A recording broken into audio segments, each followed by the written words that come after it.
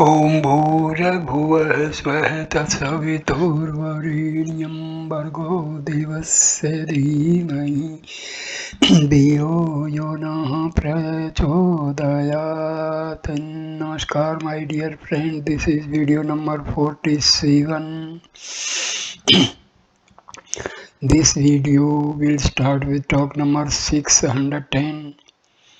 A devotee came with these questions. Number one, since individual souls and the Brahma are one, what is the cause of this creation? Number two, is the Brahma Jnani liable to bodily pains and rebirth? Can he extend his span of life or curtail it? Maharshi, the object of creation is to remove the confusion of your individuality. The question shows that you have identified yourself with the body and therefore see yourself and the world around. You think that you are the body, your mind and intellect are the factors of your wrong identity. Do you exist in your sleep? Devotee, I do. Maharshi, the same being is now awake and asks these questions. Is it not so? Devotee, yes. Maharshi, these questions did not arise in your sleep, did they? Devotee, no. Maharshi, why not? Because you did not see your body and no thoughts arose. You did not identify yourself with the body then. Therefore, these questions did not arise. They arise now because your identity with the body. Is it not so? Devotee, yes. Maharshi, now see which is your real nature. Is that which is free from thoughts or that which is full of thoughts? Being is continuous. The thoughts are discontinuous. So which is permanent? Devotee, being. Mercy, that is it. Realize it. That is your true nature. Your nature is a simple being free from thoughts. Because you identify yourself with the body, you want to know about creation. The world and the objects, including your body, appear in the waking state but disappear in the state of sleep. You exist all through these states.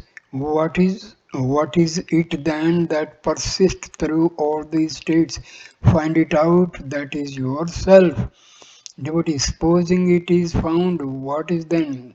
Mercy, find it out and see. There is no use asking hypothetical questions. Devotee, am I then one with Brahma? Maharshi, leave Brahma alone. Find who you are. Brahma can take care of himself. If you cease to identify yourself with the body, no questions regarding creation, birth, death, etc. will arise. They did not arise in your sleep. Similarly, they will not arise in the true state of the self. Similarly, they will not arise in the true state of the self. The object of creation is thus clear that you should proceed from where you find yourself and realize your true being. You could not raise the questions in your sleep because there is no creation there. You raise the questions now because your thoughts appear and there is creation. Creation is thus found to be only your thoughts. Take care of yourself and the Brahma Jnani will take care of himself. If you know your true nature, you will understand the state of Brahma Jnana. It is futile to explain it now because you think that you see a Jnani before you and you identify him with a body just as you have identified yourself with yours. You also think that he feels pains and pleasures like yourself. Devotee, but I must know if he is a Jnani, for I must be inspired by him. Mercy, yes, he tells you, he inspires you. Do as he tells you. You want to learn and not test him. Jnana lakshanas are stated in the Shastras to be an incentive to a seeker to get rid of misery and seek happiness. The methods are given. If they are followed, the result will be jnana having those lakshanas. They are not meant for testing others. Talk number 611. Devotee, I think that the soul is the light within. If after death it becomes one with Brahma, how can there be transmigration of soul?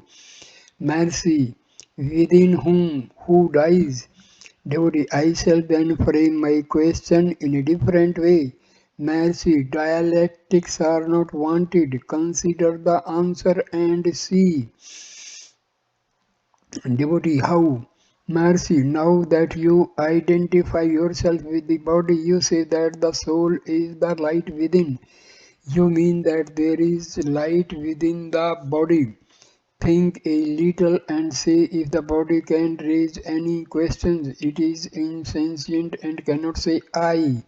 Something else says I. What is it? Can it be the self? The self is pure and is not aware of any other so as to be able to say I. Who then says I? It is the link between the pure chit, the self, and the jada, the body. That is the ego. Who are you now? What is what is it that is born? The self is eternal and cannot be born. The body appears and disappears, and your identity with it makes you speak of birth and death. See if the true significance of I can ever take birth. For whom is transmigration? Devotee, sir, we are here to have our doubts cleared. Maharshi, certainly. Devotee, our doubts can be cleared only when we ask questions. Maharshi, yes. No one objects to questions being asked. Devotee, it is said, Pri-personena sevaya. He by questioning again and again and by service. So we should ask questions and the master should kindly remove our doubts. Mercy, continue your quotation. Upabhyaksyanti tattvam. They give instructions in truth. Devotee, yes, but our doubts must be cleared. Mercy, so it was with Arjuna, for he says in the end, Nasto moha samriti labda, lost in my ignorance, memory restored. Devotee, it was in the end. Before then, he asked so many questions. Mercy, the truth was revealed even at the start, for the very first sloka of Sri Krishna's Upadesha starts no birth and no death, no change, etc. Devotee Sri Krishna also says, we have had many rebirths, I am aware of them, but you are not. Mercy, that was only because the question arose how Sri Krishna could claim to have taught the eternal truth to Aditya. The truth was stated even at the start. Arjuna did not understand it. The Jnani's state was later described and also the means of attainment. Incidentally, Sri Krishna said that the truth was eternal and that he had originally taught the same to Aditya. Arjuna was all along identifying himself with the body and therefore thought that Sri Krishna also was the body in front of him. He therefore asked, how can it be? You, Sri Krishna, were born of Devaki some years before. Aditya was among those who started creation. How could you have taught this truth to Aditya? Sri Krishna continued to answer Arjuna's questions in that strain. Many rebirths we have had. I know them all, but you do not, and so on. Devotee, we must also know the truth. Mercy, you are taught the truth. Instructions have been given. See who you are. That is the whole instruction. 19th January 1939, talk number 612. Mrs. Hick reading. asked Sri Bhagwan in writing. When Bhagwan writes about the help given towards attaining self-realization by the gracious glance of the Master or looking upon the Master, how exactly is this to be understood? Mercy, who is the Master? Who is the Seeker? Devotee, the Self. Maharshi, if the self be the master and also the seeker, how can the questions arise at all? Devotee, that is just my difficulty. I must seek the self within myself. What is then the significance of the writing above referred to? It seems contradictory. Maharshi, it is not. The statement has not been rightly understood. If the seeker knows the master to be the self, he sees no duality in other respect either and is therefore happy so that no questions arise for him. But the seeker does not bring the truth of the statement to bear in practice. It is because of his ignorance. This ignorance is, however, unreal. The master is required to wake up the seeker from the slumber of ignorance, and he therefore uses these words in order to make reality clear to others. The only thing that matters is that you see the self. This can be done wherever you remain. The self must be sought within. The search must be steadfast. If that is gained here, there is no need to stay near the master as a physical being. The statement is meant for those who cannot find the self remaining where they are. Mrs. Ward Jackson, the lady's difficulty is real and I sympathize with her. She asked if we could see the self within ourselves. Why should we have come all the way to see him?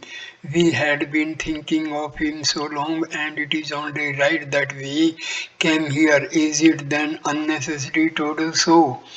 Maharshi, you have done well in having come.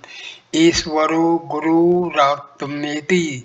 The self is the God and Guru. A person seeks happiness and learns that God alone can make one happy. He prays to God and worships Him. God hears his prayers and responds by appearing in human shape as a master in order to speak the language of the devotee and make him understand the reality.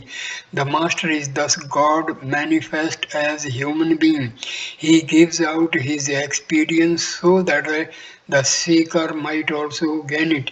His experience is to abide as the self. The self is within. God, Master, and the self are therefore seeming stages in the realization of the truth. You have doubts on reading books. You have come here to have them cleared. That is only right. Mrs. H.R. I understand the self to be the master and must be sought within, so I can do it where I live. Nancy, the understanding has been theoretical. When it is put into practice, difficulties and doubts arise.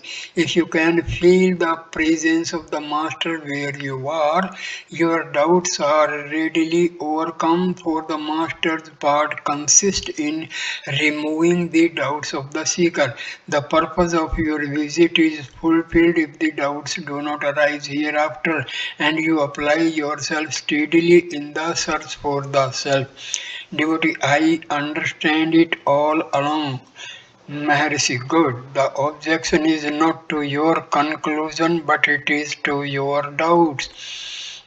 Mr. WJ, when we read about it, we read it intellectually, but it is all too remote. When we see you in body, we are brought nearer to reality, and it gives us courage to bring our knowledge into our everyday life. If one realized the self and acted up to it in the West, one would be locked up in a lunatic asylum. Laughter.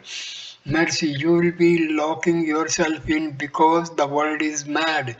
considers you mad. Where is the lunatic asylum if it is not within? You will not be in it, but it will be in you. Laughter. Uncertainties, doubts, and fears are natural to everyone until the self is realized. They are inseparable from the ego, rather, they are the ego. Devotee, how are they to disappear? Maharshi, they are the ego. If the ego goes, they go with it. The ego is itself unreal. What is the ego? Enquire. The body is insentient and cannot say I.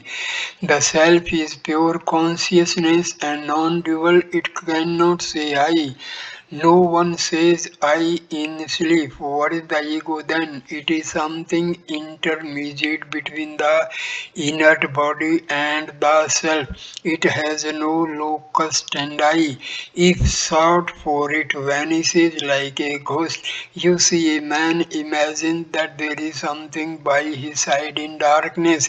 It may be some dark object. If he looks closely, the ghost is not to be seen, but some dark object which he could identify as a tree or a post, etc. If he does not look closely, the ghost strikes terror in the person. All that is required is only to look closely and the ghost vanishes. The ghost was never there. So also with the ego, it is an intangible link between the body and pure consciousness. It is not real. So long as one does not look closely, it continues to give trouble. But when one looks for it, it is found not to exist. Again, in a Hindu marriage function, the feast continued 5 or 6 days. A stranger was mistaken for the best man by the bride's party, and they therefore treated him with special regard.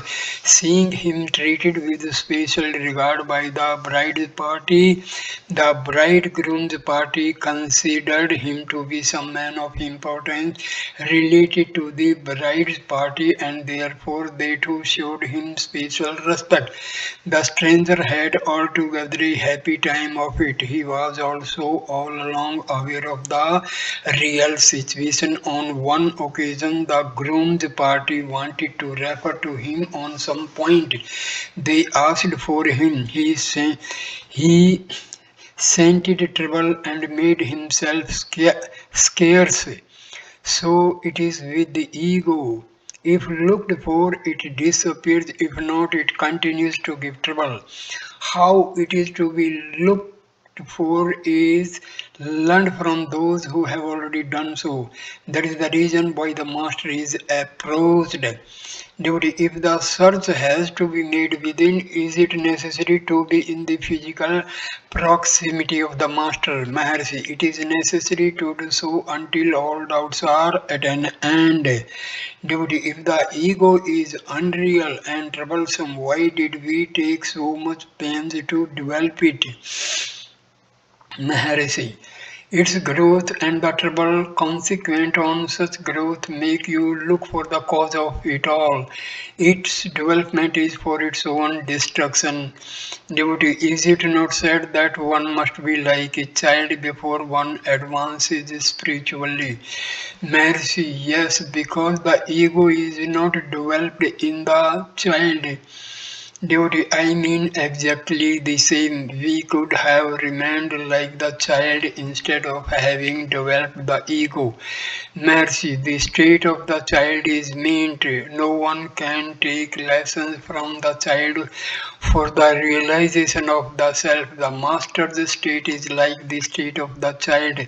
There is a difference between the two. The ego is potential in the child, whereas it is totally destroyed in the saint. Devotee, yes, I see, I understand it now. Maharshi, the reality is alone and eternal. To understand it is good enough, but the old ignorance should not return. A good watch must be kept lest the present understanding of the truth suffers later on. A disciple served a master a long time and realized the self. He was in bliss and wanted to express his gratitude to the master. He was in tears of joy and his voice choked when he spoke. He said, "What a wonder that I did not know my very self all these years. I suffered long and you so graciously helped me to realize this. How shall I repay your grace? It is not in my power to do it." The master replied, "Well, well, your repayment consists in not lapsing into ignorance over again, but in continuing in the state of your real self." Compiler's remarks, "The self is the master and all else." The realization of the self means self-surrender or merging into the master. What more can anyone do? That is the highest form of gratitude to the master. 21st January 1939. Talk number 613. A young man asked, "Are thoughts mere matter?" Maharshi, what do you mean? Do you mean matter like the things you see around you? Devotee, yes, gross. Maharshi, who asked this question? Who is the thinker? Devotee, the thinker is spirit. Maharshi, do you then mean that spirit generates matter? Devotee, I want to know, Maharshi, how do you distinguish between matter and spirit? Devotee, spirit is consciousness and the other not. Maharshi, can consciousness generate non-consciousness or light, darkness? 24th January 1939, talk number 614. There were a few respectable men in the hall. Sri Bhagwan spoke to them sometime after their arrival. Where is the use of trying to remember the past or discover the future? That which matters is only the present. Take care of it and the other things will take care of themselves. Devotee, is it bad to desire something, Maharshi? One should not be elated on leaving his desire fulfilled or disappointed on being frustrated. To be elated on the fulfillment of desire is so deceitful. A gain will certainly be lost ultimately. Therefore, elation must end in pain at a future date. One should not give place to feelings of pleasure or pain, come what may. How do the events affect the person? So, you do not grow by acquiring something nor wither away by losing it. You remain what you always are. Devotee. We worldly men cannot resist desire. Maharshi, you may desire, but be prepared for any eventuality. Make effort, but do not be lost in the result. Accept with equanimity whatever happens, for pleasure and pain are mere mental moods. They have no relation to the objective reality. Devotee, how? Maharshi, there were two young friends in a village in South India. They were learned and wanted to earn something with which they might afford relief to their respective families. They took leave of their parents and went to Banaras on a pilgrimage. On the way, one of them died. The other was left alone. He wandered for a time, and in the course of a few months, he made a good name and earned some money. He wanted to earn more before he returned to his home. In the meantime, he met a pilgrim who was going south and would pass through the native village of the young Pandit.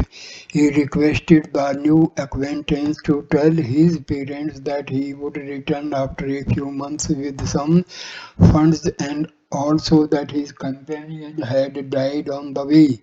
The man came to the village and found the parents. He gave them the news but changed the names of the two men.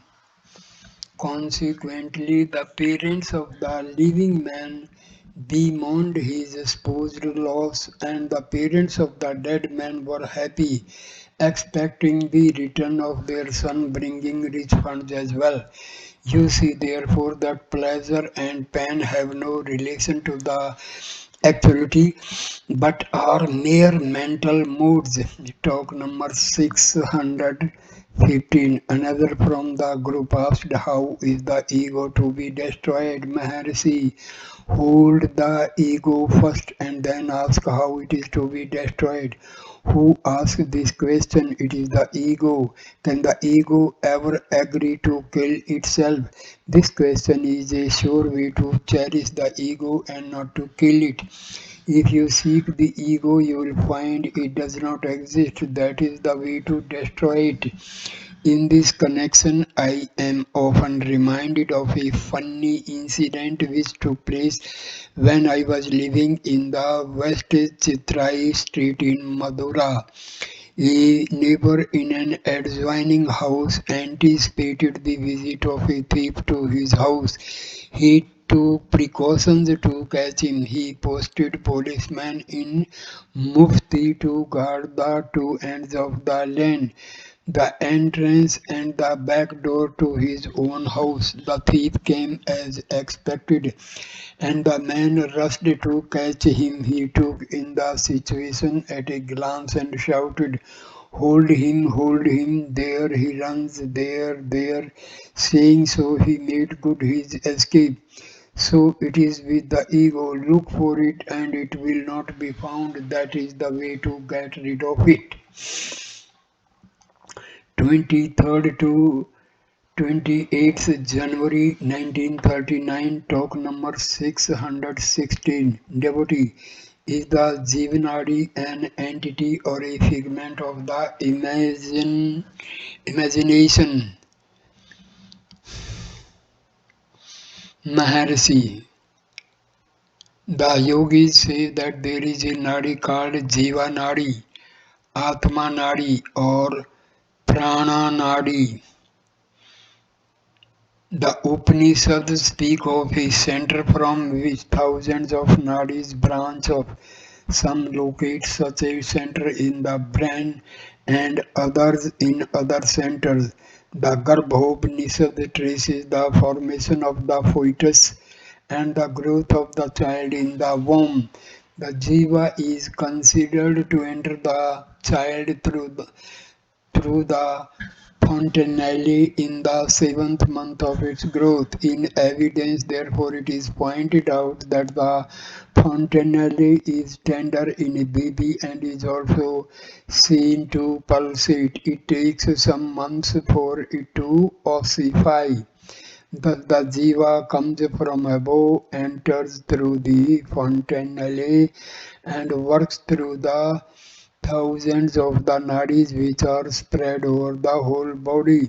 Therefore, the seeker of truth must concentrate on the Sahasrara, that is the brain, in order to regain his source. Pranayama is said to help the yogi to rouse the Kundalini Shakti, which lies coiled in the solar plexus.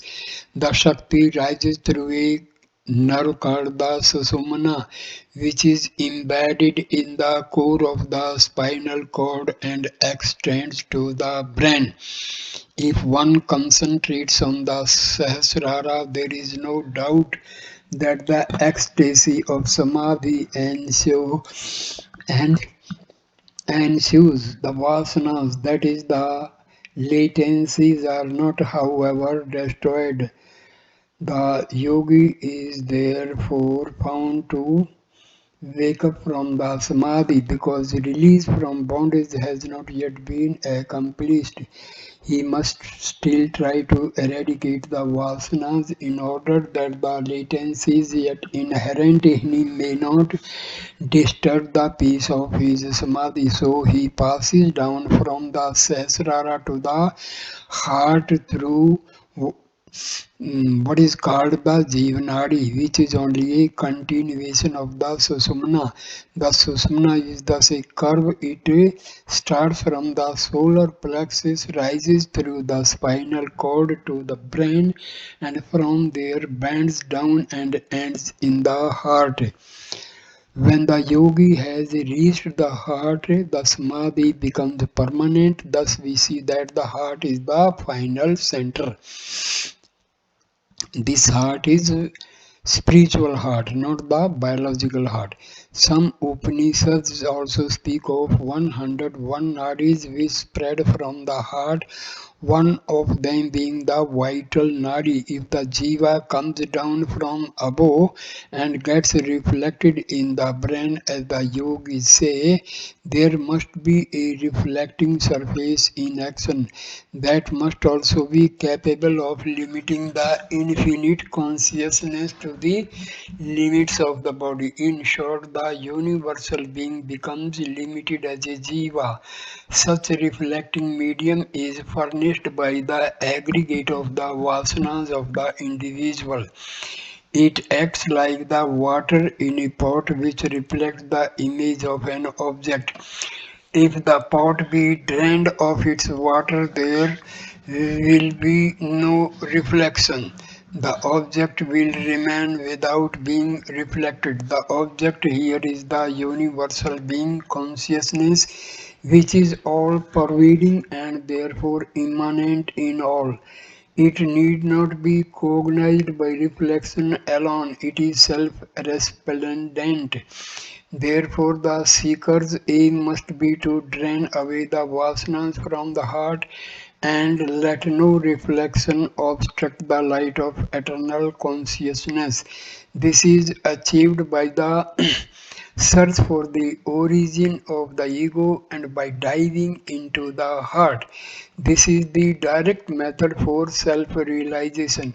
One who adopts it need not worry about nadis, the brain, the susmana, the pranadi, the kundalini, pranayama, or the sixth center. The self does not come from anywhere else and enters the body through the crown of the head. It is as it is, ever sparkling, ever steady, unmoving, and unchanging. The changes which are noticed are not inherent in the self which abides in the heart and is self luminous like the sun. The changes are seen in its light. The relation between the self and the body or the mind may be compared to that of a clear crystal and background. If the crystal is placed against a red flower, it shines red. If placed against a green leaf, it shines green, and so on. The individual confines himself to the limits of the changeful body or of the mind which derives its existence from the unchanging self. All that is necessary is to give up this mistaken identity, and that done, the ever shining self will be seen to be single non dual reality. The reflection of consciousness is said to be in the subtle body, Sukshma Srira, which appears to be composed of the brain and the nerves radiating from it to all parts of the trunk, chiefly through the spinal column and the solar plexus. When I was on the hill, Nana Kavekantha Ganpati Muni once argued that the brain was the seat of the vasanas because it consisted of innumerable cells in which the vasanas were contained and illuminated by the light of the self which projected from the heart. Only this set a person working or thinking. But I said, how can it be so? The vasanas must be with one's self and can never remain away from the self. If, as you say, the vasanas be contained in the brain and the heart is the seat of the self, a person who is decapacitated must be rid of his vasanas and should not be reborn. You agree that it is absurd. Now, can you say that the self is in the brain with the vasanas? vasanas? If so, why should the head bend down when one falls asleep? Moreover, a person does not touch his head and say, I. Therefore, it follows that the self is in the heart and the vasanas are also there in an exceedingly subtle form. When the vasanas are projected from the heart, they are associated with the light of the self, and the person is said to think the vasanas which lie embedded in an atomic condition grow in size in their passage from the heart to the brain. The brain is the screen on which the images of the vasanas are thrown, and it is also the place of their functional distribution. The brain is the seat of mind, and the mind works through it. So, then this is what happens when a vasana is released and it comes into play. It is associated with the light of the self. It passes from the heart to the brain, and on its way it grows more and more until it holds the fields all along, and all the vasanas are thus kept in abeyance for the time being. When the thought is reflected in the brain, it appears as an image on a screen. The person is then said to have a clear perception of things. He is a great thinker or discoverer. Neither the thought that is extolled as being original, nor the thing, nor the country which is claimed to be a new discovery is really original or new. It could not manifest unless it was already in the mind. It was, of course, very subtle and remained imperceptible because it lay repressed by the more urgent or insistent thoughts or vasanas. When they have spent themselves, this thought arises, and by concentration, the light of the self makes it clear so that it appears magnificent, original, and revolutionary. In fact, it was only within all along. This concentration is called samyamana in the Yoga Shastras. One desires can be fulfilled by this process, and it is said to be a siddhi. It is how the so-called new discoveries are made. Even words can be created in this manner. Samyamana, Samyamana leads to all siddhis, but they do not manifest so long as the ego lasts. Concentration, according to yoga, ends in the destruction of the experiencer, ego, experience, and the world, and then the condemn, condemn desires get fulfilled in due course. This concentration bestows on individuals even the powers of creating new worlds. It is illustrated in the Endva Upakhayana in the Yoga Vasishtha and the Ganda Sela Loka in the Tripura Rahasya. Although the powers appear to be wonderful to those who do not possess them, yet they are only transient. It is useless to aspire for that which is transient. All these wonders are contained in the one changeless self. The world is thus within and not without. This meaning is contained in verse 11 and 12. Chapter 5 of Sri Ramana Gita. The entire universe is condensed in the body, and the entire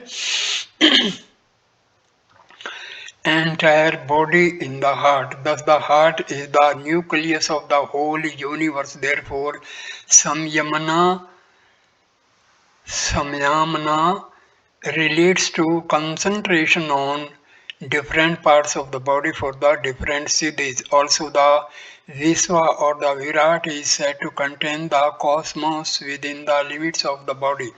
Again, the world is not other than the mind is not other than the heart. That is the whole truth. So the heart comprises all.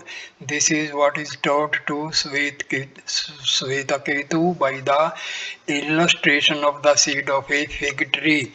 The source is a point with any dimensions. It expands as the cosmos on the one hand and as the infinite bliss on the other. That point is the pivot. From it a single vasana starts, multiplies as the experiencer I. Experience and the world. The experiencer and source are referred to in the mantra. Two birds exactly alike arise simultaneously. When I was staying in the Skandasramam, I sometimes used to go out and sit on a rock. On one such occasion, there were two or three others with me, including Rangaswamy Iyengar. Suddenly, we noticed some small moth-like insect shooting up like a rocket into the air from a crevice in the rock. Within the twinkling of an eye, it had multiplied itself into millions of moths which formed a cloud and hid the sky from view. We wondered at it and examined the place from which it shot up.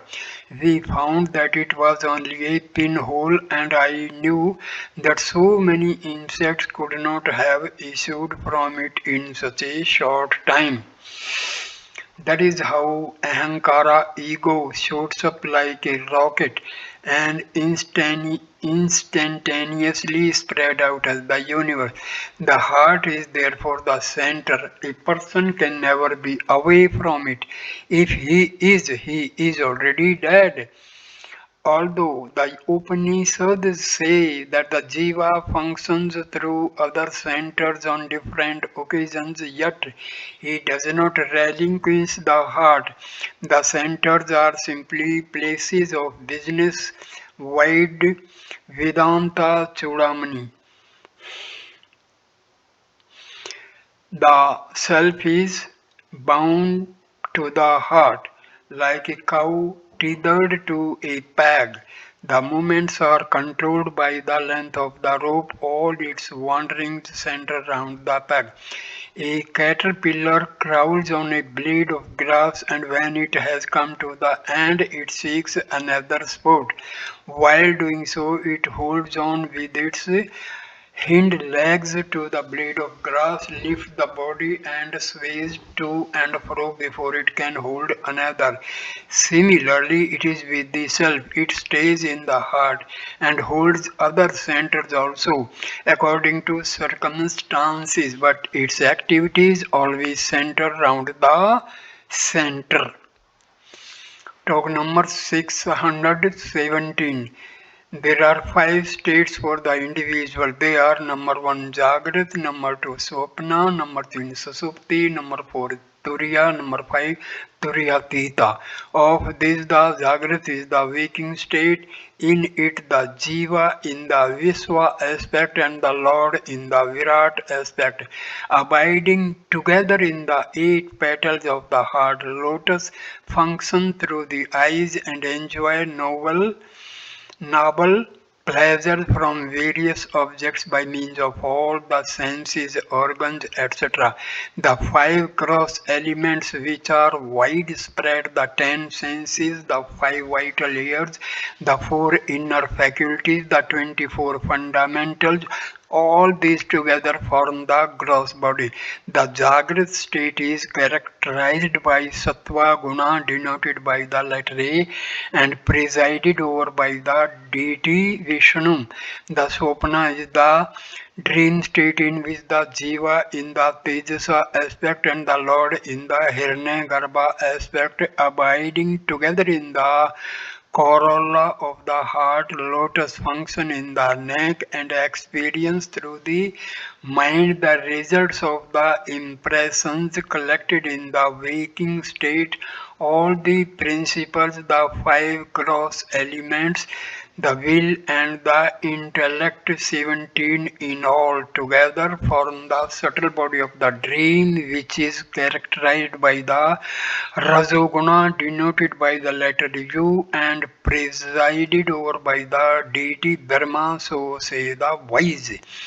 The Susupti is the state of deep sleep in which the Jiva in the Prajna aspect and the Lord in the Isvara aspect, abiding together in the stamen of the heart lotus, experience the bliss of the Supreme by means of the subtle avidya, nescience, just as a hen after roaming about in the day calls the chicks to her and folds them under her wings and goes to rest for the night, so also the subtle individual being, after finishing the experiences of the Jagrat and Swapna for the time being, enters with the impressions gathered during those states into the causal body, which is made up of nescience characterized by tamoguna, denoted by the letter M, and presided over by the deity Rudra.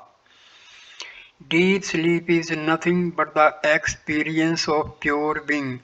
The three states go by different names such as the three regions, the three forts, the three deities, etc. The being always abides in the heart as stated above. If in the Jagrat state the heart is not relinquished, the mental activities are stilled and Brahma alone is contemplated. The state is called the Turiya. Again, when the individual being merges in the Supreme, it is called the Turiyatita. The vegetable kingdom is always in Susupti. The animals have both Swapna and Susupti. The gods, celestials, are always in Jagrat. Man has all the three states, but the clear-sighted yogi abides only in Turiya, and the highest yogi remains in the Turiya alone. The three states alternate involuntarily for the average man. The last two, Turiya and Turiyatita, are however the results of practice and form clear aids to liberation. Of the other three states, Jagrat, Swapna and Susupti, each one is exclusive of the other two and limited by the conditions of time and space. They are therefore unreal. Our very experience of the Jagrat and the Swapna states proves that the consciousness as the self underlies all the five states, remains perfect all along and witnesses all of them. But with regard to similar consciousness in the deep sleep, every person is known to say, I was not aware of anything, I slept soundly and happily. Two facts emerge from the statement unawareness of anything and the happiness of sound sleep. Unless these existed and were experienced in sleep, they could not find the expression by the same person in the waking state. Inference also leads to the same conclusion, just as the eye sees the darkness which remains enveloping all objects, so also the self sees the darkness of nescience which remained covering the phenomenal world. This darkness was experienced when it, the self, emerged in dots of supreme bliss, shone it thrice and reflected and fleeted away in such fine subtlety as the rays of the moon which peer through the waving foliage. The experience was, however, not through any media such as the senses of the mind, but bears out the fact that consciousness does exist in deep sleep. The unawareness is owing to the absence of relative knowledge and the happiness to the absence of seething thoughts. If the experience of bliss in deep sleep is a fact, how is it that no one among all the human beings recollects it? A diver who has found the desired thing underwater cannot make his discovery known to the expectant persons on the shore until he emerges from the water. Similarly, the sleeper cannot express his experience because he cannot contact the organs of expression until he is awakened by his vasanas in due course. Therefore, it follows that the self is the light of Satya Chitta Ananda. Vishwa, Tejasa and Prajna are the denominations of the experiencer in the waking, dream and deep sleep states respectively. The same individual underlies all of them. They do not therefore represent the true self which is pure Satya Chitta Ananda. The experience in deep sleep was said to be the bliss of Dharma. It is only the negative aspect of such bliss as it is the result of absence of thoughts. Moreover, it is transitory. Such a bliss is only the abhasa, the counterfeit of supreme bliss. It is not different from the blissful feelings of the sensual pleasures. In deep sleep, the prajna is said to be united with the self. So the individuality is potential in sleep. The self is the basis of all the experiences. It remains as the witness and the sport of them all. The reality is thus different from the three states, the waking, the dream and the deep sleep. So this video is completed. Next video number 48 will start with the talk number 618. Thanks a lot. Namaskar my dear friends. Please like, comment and share the video and subscribe the channel. Thanks a lot. Namaskar.